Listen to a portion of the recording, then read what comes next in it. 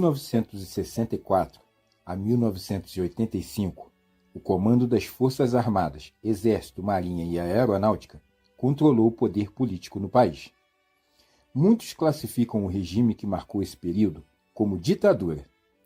De 1964, a direção das Forças Armadas assumiu o controle político do governo e passou a decidir, efetivamente, quem ocuparia o cargo de presidente da República. Nesse regime militar que durou até 1985, 5 generais sucederam-se na presidência: Castelo Branco, Costa e Silva, Emílio Garrastazu Médici, Ernesto Geisel e João Batista Figueiredo. As diferenças entre o regime representativo vigente entre 1945 e 1964 e o regime militar são claras.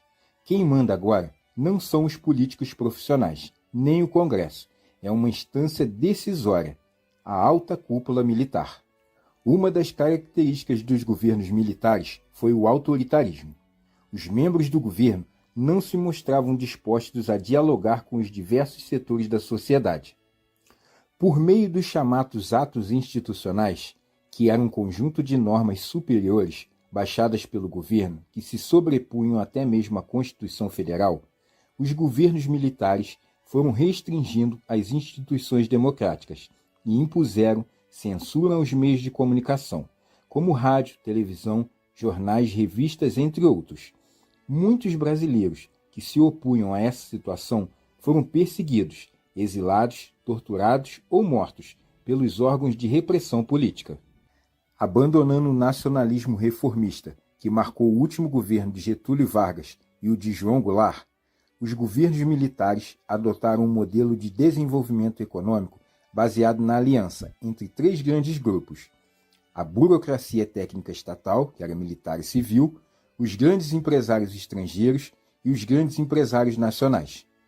Esse modelo caracterizou-se pela modernização da economia, pela concentração de renda nas classes altas e médias e pela marginalização da classe baixa. Com a deposição de João Goulart, o presidente da Câmara dos Deputados, Ranieri Mazzilli, ocupou provisoriamente o cargo de presidente da República, mas o controle político do país estava de fato nas mãos dos líderes militares. Em 9 de abril de 1964, foi decretado o Ato Institucional número 1, que dava ao Executivo Federal, durante 6 meses, poderes para cassar mandatos de parlamentares, suspender direitos políticos de quaisquer cidadãos, modificar a Constituição e decretar o estado de sítio, sem aprovação do Congresso. Estado de sítio é a suspensão temporária de direitos e garantias individuais, previsto na Constituição Federal. No segundo dia em que vigorava o Ato Institucional número 1, o Congresso Nacional foi reunido e, sob pressão militar, elegeu para a presidência da República o Marechal Humberto de Alencar Castelo Branco, que assumiu o governo em 15 de abril de 1964. O governo Castelo Branco foi imediatamente reconhecido pelas autoridades governamentais dos Estados Unidos e contou com o apoio de grandes empresários e diretores de empresas multinacionais. Esse apoio foi dado aos militares em razão da doutrina de segurança nacional elaborada pela Escola Superior de Guerra, por meio da qual o governo brasileiro assumiu o compromisso de combater as ideias socialistas ou comunistas. Promoveu-se forte repressão policial contra várias entidades. Diversos sindicatos foram fechados e a União Nacional dos Estudantes foi invadida. Em 60 dias, mais de 300 pessoas tiveram seus mandatos cassados e seus direitos políticos suspensos, entre elas 3 ex-presidentes da República: Juscelino Kubitschek, Jânio Quadros e João Goulart. As relações diplomáticas com Cuba, o único país latino-americano que adotava um regime socialista, foram rompidas, e foi extinta a lei de remessa de lucros, permitindo que as multinacionais enviassem às suas matrizes no exterior grandes somas de dinheiro, resultado dos lucros que obtinham no Brasil. A economia era dirigida por Roberto Campos, ministro do Planejamento, e Otávio Gouveia de Bulhões, ministro da Fazenda, que elaboraram o Programa de Ação Econômica do Governo. Uma das principais propostas desse programa era o combate à inflação, mediante o favorecimento do capital estrangeiro, as restrições ao crédito e a redução dos salários dos trabalhadores. Durante esse período, os trabalhadores perderam o direito de estabilidade no emprego, tiveram reduções salariais, foram reprimidos em suas tentativas de protestos e seus sindicatos sofreram intervenção.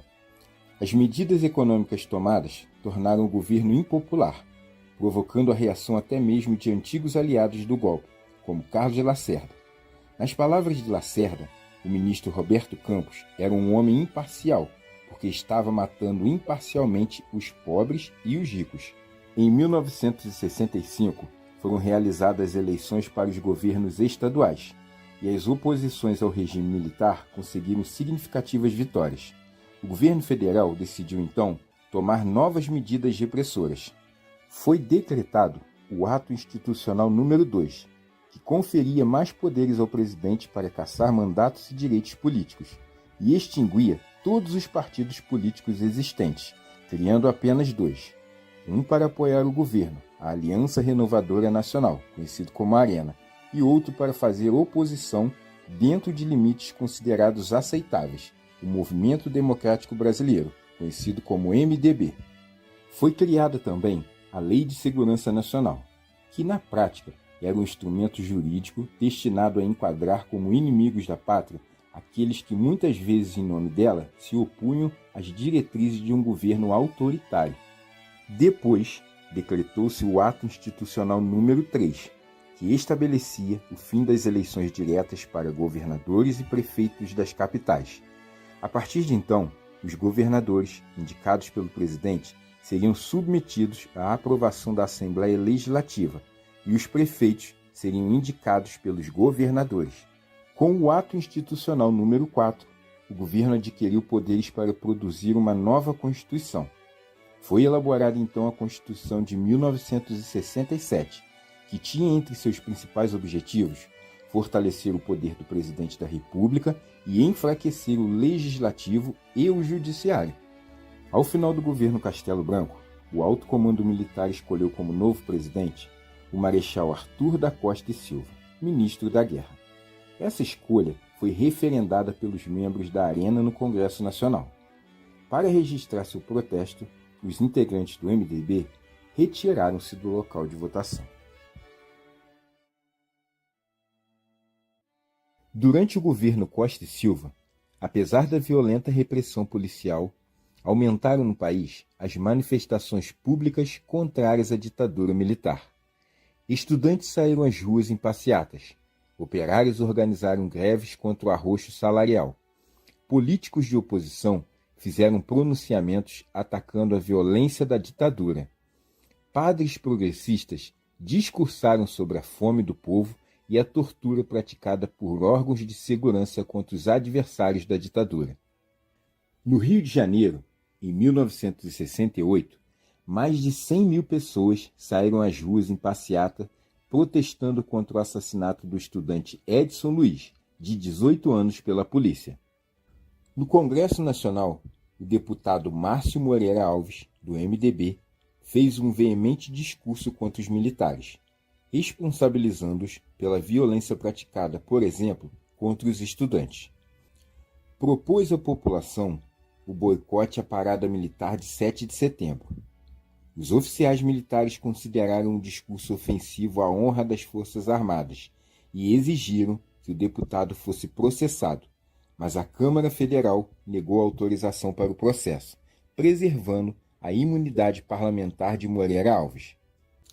Diante dessa resistência dos parlamentares, os líderes do governo reagiram energicamente. Em dezembro de 1968, determinaram o fechamento do Congresso, a cassação do mandato de Márcio Moreira Alves e de outros parlamentares, e decretaram o Ato Institucional número 5, conhecido como AI-5, um dos mais terríveis instrumentos normativos lançados pelo regime militar. O AI-5 conferia ao presidente da República amplos poderes para perseguir e reprimir as oposições. Podia decretar, por exemplo, o estado de sítio, intervir nos estados e municípios, cassar mandatos eletivos, suspender direitos políticos, demitir funcionários públicos, entre outros. Tamanho era o poder do presidente que seus atos praticados de acordo com o AI-5 não podiam sequer ser submetidos ao exame do judiciário. Utilizando o AI-5, o governo Costa e Silva prendeu milhares de pessoas em todo o país, entre elas Carlos Lacerda, o Marechal Lott e Juscelino Kubitschek.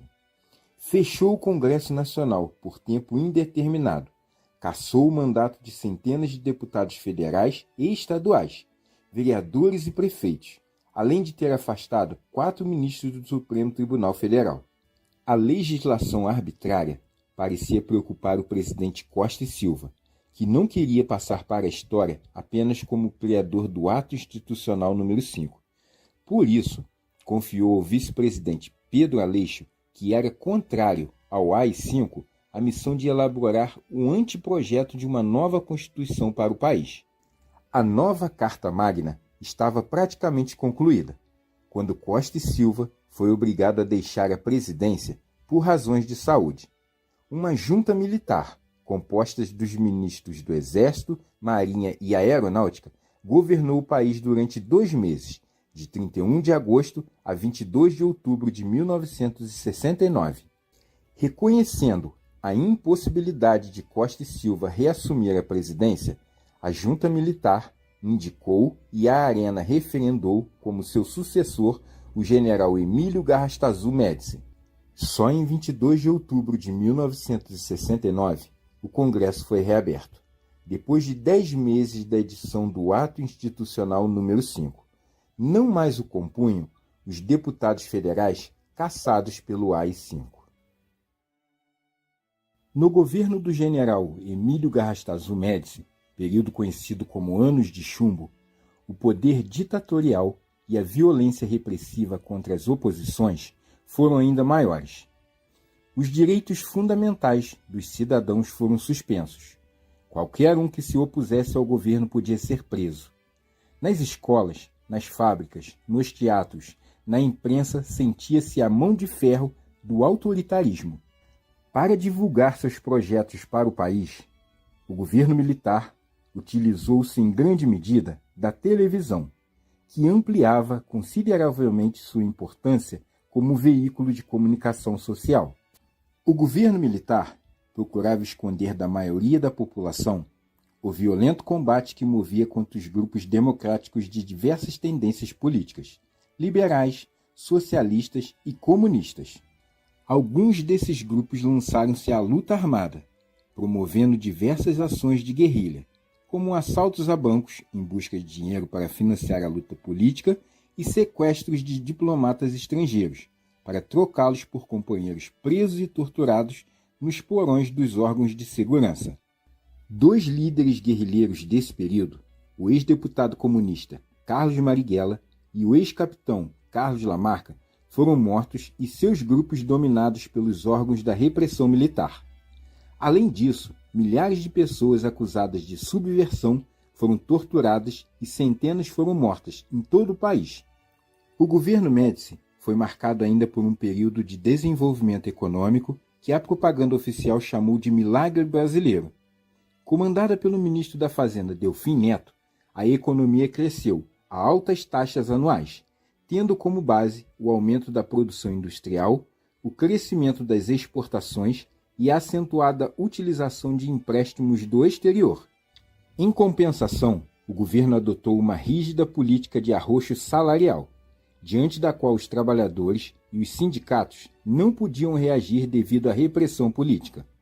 Entretanto, o milagre brasileiro durou pouco, pois não se baseava de forma predominante nas próprias forças econômicas do país, mas numa situação externa favorável e na tomada de empréstimos internacionais. Ao desaparecer essa situação, por exemplo, com o aumento do preço do petróleo no mercado externo, a economia brasileira sofreu grande impacto. A inflação começou a subir e a dívida externa brasileira elevou-se de maneira assustadora. Teve início, então, uma longa e amarga crise econômica. O governo militar foi perdendo um de seus principais argumentos para sustentar-se no poder, pois demonstrou-se que a ditadura não garantia o desenvolvimento. As oposições políticas foram lentamente se reorganizando e passaram a exigir cada vez mais a volta da democracia. O sucessor de Médici foi o general Ernesto Geisel, indicado pelo alto comando militar e aprovado pela Arena. Geisel, que governou de 1974 a 1979, integrava um grupo de oficiais militares favoráveis à devolução gradual do poder aos civis. O novo presidente dizia-se disposto a promover um processo gradual, lento e seguro de abertura democrática. O governo Geisel começou sua ação democratizante diminuindo a severa ação da censura sobre os meios de comunicação. Depois, garantiu a realização em 1974 de eleições livres para senador, deputado e vereador. O MDB, único partido de oposição, alcançou uma vitória significativa sobre a Arena, o partido do governo, deixando assustados os militares da linha dura, os mais intransigentes com as oposições. Os comandantes dos órgãos de repressão não tinham nenhuma simpatia pela ideia de uma abertura democrática e continuavam agindo com a mesma violência do período anterior. Em São Paulo, foram presos e mortos, nas dependências do Segundo Exército, o jornalista Vladimir Herzog e o operário Manuel Fiel Filho. Os atos brutais dos órgãos militares que diziam agir em nome da segurança nacional escandalizaram a opinião pública. Geisel afastou o general comandante do Segundo Exército, tentando pôr fim à onda de violência. Entretanto, temendo o rápido avanço das oposições, Geisel recuou no processo de abertura política. Em 1976, decretou uma lei que limitava a propaganda eleitoral dos candidatos no rádio e na televisão, conhecida como Lei Falcão. Apenas o retrato dos candidatos e um breve resumo de suas atividades políticas podiam aparecer na TV. Depois, em 1977, o governo decretou uma série de normas autoritárias que, entre outras coisas, determinava que 1/3 dos senadores seria escolhido diretamente pelo presidente. Criava, assim, os senadores biônicos, isto é, que não eram eleitos pelo voto popular e que sempre votavam a favor do governo no Congresso Nacional. No plano econômico, o governo Geisel elaborou o Segundo Plano Nacional de Desenvolvimento, que previa a expansão das indústrias de bens de produção, como máquinas e equipamentos pesados, aço, cobre, energia elétrica, entre outros. Para que esse plano pudesse ser colocado em prática, era necessário adquirir recursos externos. Entretanto, a conjuntura econômica mundial não era favorável. Havia o impacto da elevação dos preços do petróleo, pois cerca de 80% do produto consumido naquela época era importado, e quase metade das receitas das exportações era utilizada para pagar a conta do petróleo. Com isso, o governo ficava sem recursos para custear seus investimentos e precisava fazer novos empréstimos, que aumentavam ainda mais a dívida externa. Pressionado pelas oposições e pelos problemas econômicos, o governo federal retomou sua disposição de promover a abertura política. Assim, em outubro de 1978, extinguiu o AI-5 e os demais atos institucionais que marcaram a legislação arbitrária da ditadura. Ao final do governo Geisel, houve disputa na eleição indireta para presidente da República. Pela Arena, disputou a eleição a chapa formada pelo general João Batista de Oliveira Figueiredo e Aureliano Chaves, candidatos a presidente e vice-presidente respectivamente. Representando o MDB, disputaram o general Euler Bentes Monteiro e Paulo Brossard. O colégio eleitoral conferiu 335 votos a Figueiredo, contra 266 dados ao general Euler. As críticas ao autoritarismo cresciam em diversos setores sociais, quando João Batista Figueiredo iniciou seu governo. Sindicatos de trabalhadores, grupos de empresários, igrejas, associações artísticas e científicas, universidades e imprensa reivindicavam de modo ainda mais insistente a redemocratização do país. Diante das pressões de grande parte da sociedade, Figueiredo assumiu o compromisso de realizar a abertura política e reinstalar a democracia no Brasil. Nesse processo de abertura, surgiu um novo sindicalismo, que atuava de maneira mais independente do Estado, e ocorreram as primeiras greves operárias contra o arroxo salarial e o autoritarismo do governo militar. Durante o ano de 1979, em todo o Brasil, mais de 3 milhões de trabalhadores fizeram greve. Entre as paralisações mais importantes, destacaram-se as greves dos operários metalúrgicos de São Bernardo do Campo, em São Paulo, sob a liderança de Luiz Inácio Lula da Silva, então presidente do Sindicato dos Metalúrgicos do ABC, região que inclui os municípios de Santo André, São Bernardo e São Caetano, e que concentrava grandes e médias indústrias metalúrgicas. A campanha pela redemocratização do país obteve os primeiros resultados positivos, tais como anistia a todos os que foram punidos pela ditadura militar. Assim, muitos brasileiros que estavam no exílio puderam finalmente regressar e pessoas que tiveram seus direitos políticos cassados foram reabilitados na sua cidadania. Mas a anistia não foi irrestrita. Os militares punidos pela ditadura por não se terem engajado no golpe não puderam voltar às Forças Armadas. O fim do bipartidarismo, que era restrito à Arena e ao MDB. Foram criados novos partidos para disputar as eleições seguintes. Surgiram o PDS no lugar da Arena e o PMDB no lugar do MDB. Fundaram-se ainda outros partidos, como o Partido dos Trabalhadores, o Partido Democrático Trabalhista e o Partido Popular, e ressurgiu o Partido Trabalhista Brasileiro. Foram restabelecidas as eleições diretas para governador de estado. No plano econômico, o governo Figueiredo, ainda com Delfim Neto como ministro do Planejamento, não foi capaz de equacionar sérios problemas, tais como a dívida externa. Ao obter empréstimos do Fundo Monetário Internacional, o governo brasileiro teve de se submeter às exigências dos banqueiros internacionais, que passaram a ditar regras de ajustamento da economia. Sem poder pagar os empréstimos já obtidos, o governo e as empresas passaram a pedir outros para saldar as dívidas anteriores.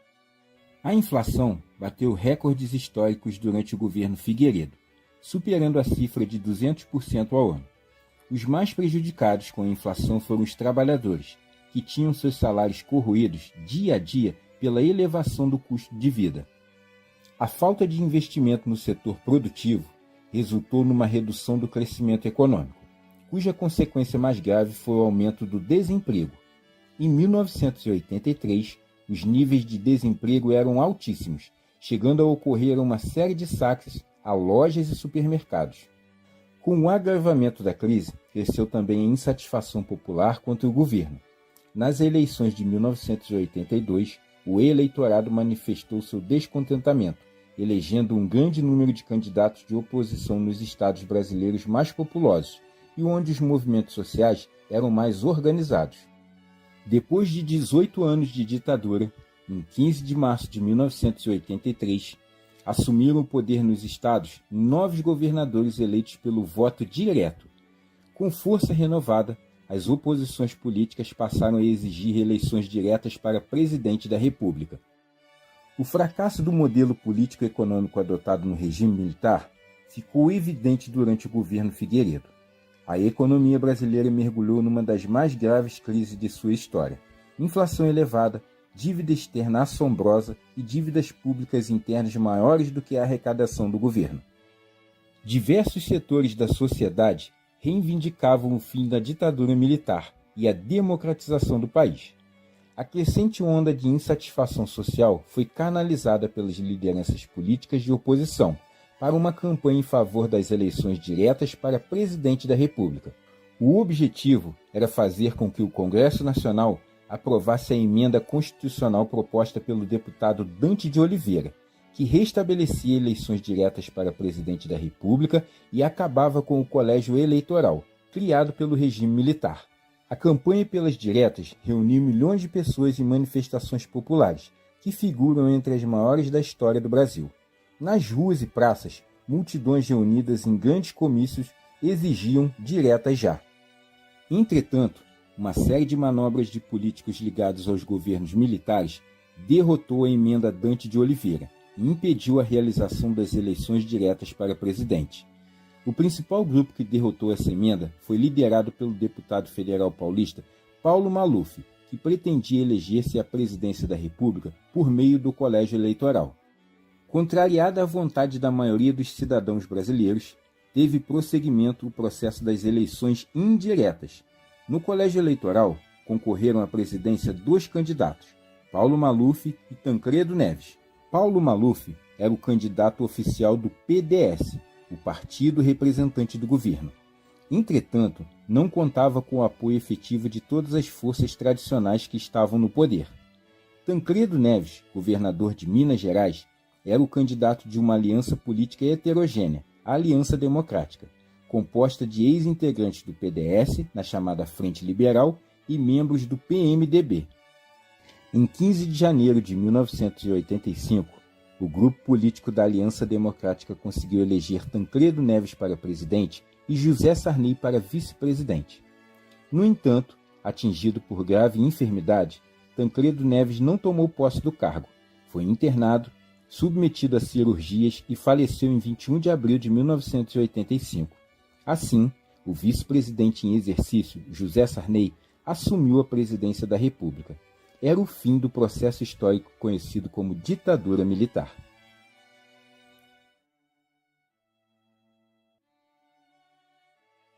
Um rápido balanço da situação econômica do país durante os governos militares revela as distorções do modelo de desenvolvimento adotado. As grandes conquistas modernizadoras desses mais de 20 anos situaram-se principalmente nos setores de infraestrutura, energia, transporte e telecomunicações, enquanto os problemas na área social, educação, saúde, alimentação e desemprego permaneceram ou se agravaram. Nas comunicações, houve expansão e modernização do sistema de comunicações, tais como telefones, telégrafos, antenas de micro-ondas e satélites, além da integração do Brasil ao sistema de comunicações internacionais. Entre as empresas estatais destacaram-se a Empresa Brasileira de Correios e Telégrafos, a Telecomunicações do Brasil, conhecida como Telebrás, e a Embratel, que era subsidiária da Telebrás. No setor de energia, no período, houve o aumento da produção nacional de petróleo, a construção de grandes usinas hidrelétricas, Itaipu e Tucuruí, a criação do Proálcool, Programa Nacional do Álcool, que visava substituir progressivamente o petróleo importado pelo álcool nacional, como fonte de combustível, e a instalação da usina nuclear de Angra dos Reis, comprada da empresa norte-americana Westinghouse. Nos transportes, observou-se o crescimento da rede rodoviária, com a construção de estradas que integram as diferentes regiões do país, a modernização da indústria naval e o desenvolvimento do setor aeronáutico, merecendo destaque a fabricante de aviões Embraer, empresa brasileira de aeronáutica. Acentuou-se também a concentração da propriedade rural nas mãos de uma reduzida minoria de latifundiários, que passou a ocupar quase metade de todas as terras agrícolas disponíveis. Parte considerada dos latifúndios brasileiros ainda hoje é improdutiva ou nela não há produção de alimentos para consumo interno. Grande parte dos latifúndios considerados produtivos são destinados às culturas de exportação, como a soja ou ao cultivo da cana-de-açúcar, utilizada na produção de álcool combustível. Durante os governos militares, persistiram os problemas relativos à educação pública, problemas que faziam parte da realidade de milhões de crianças. Elas deixavam de frequentar as escolas porque trabalhavam, ou pela longa distância entre a casa e a escola, ou simplesmente por desmotivação social. Criado pelos governos militares para acabar com o analfabetismo, o Mobral, Movimento Brasileiro de Alfabetização, não conseguiu cumprir sua tarefa. As taxas de analfabetismo no país eram bastante elevadas. Atualmente, os grandes problemas da educação pública estão relacionados à baixa qualidade do ensino e remuneração salarial dos professores. O economista Delfim Neto, ministro da área econômica no período dos governos militares, ao referir-se à distribuição de renda, dizia: é preciso fazer o bolo crescer para depois dividi-lo.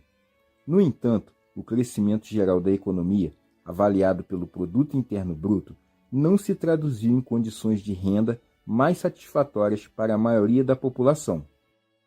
O bolo cresceu, mas foi dividido entre poucos, gerando uma elevada concentração de riquezas, o que acabou ocasionando a desigualdade social. Eu espero que com esse vídeo tenha lhe ajudado a entender como foram os governos militares no Brasil. Só lembrando que esse período histórico também é conhecido como ditadura militar no Brasil. Muito obrigado por você ter assistido, um grande abraço e fique com Deus.